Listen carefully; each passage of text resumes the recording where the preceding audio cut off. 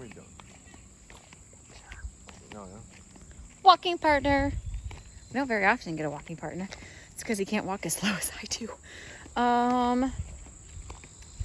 Little more eventful today. We went out to the property. We met the electrical company out there. He's not the electrician, but he's the electrical dude.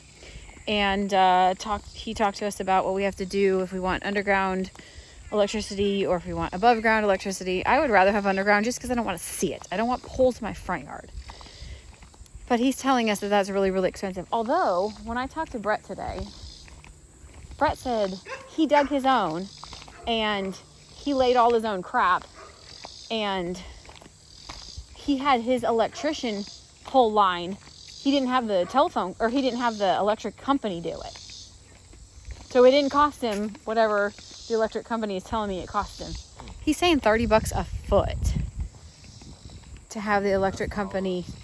And then that's just to pull the wire, like to physically pull the wire, which is stupid. Like, I can do it for free.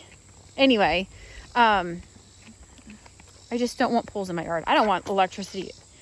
I don't want the electrical company there at all. But we can probably run poles down kind of the side so that they're not in the middle of the pasture, and I would be more okay with that. The other thing that he said that I still haven't figured out how it makes sense is if we want to move, there's a couple electrical poles kind of, I don't know, off to one side through a section of our yard. And the guy had originally told us that he was like, it'll probably be like $10,000 to get these moved, not a big deal. There's 3 of them in the yard. He's telling us that the line that's underneath it is like the cable line, like AT&T, like telephone shit. And he said, it's probably AT&T. But he said they charge like $50,000 to move that line. They're going to have to do something with it because it's too low. It's legally too low. But I don't want them to come and put another freaking pole up in there. So that's kind of one of those, another catch-22. You know, what do you do? I'm not going to have them pay, I'm not going to pay $50,000 to have them move that shit. So we got to figure that one out. And then came home, sewed for a while. And then my daughter went to look at an apartment in town for rent. She's filling out the paperwork now. And they'll see.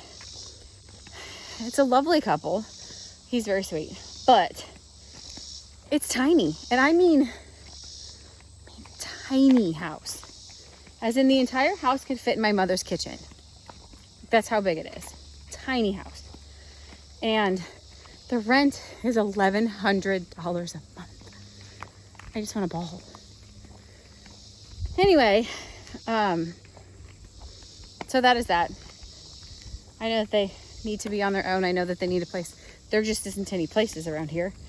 And if there is, again, very, very expensive. So there's that. Doing our final walk. It's what, 7 o'clock? I know. I never check. 7 o'clock-ish, and then still a little bit light. It's actually fairly cool. It's nice outside right now. And then more trying to figure out where the electrical's going to go. Upside, downside, underneath, above ground, whatever. We got to figure it all out. So, here we go.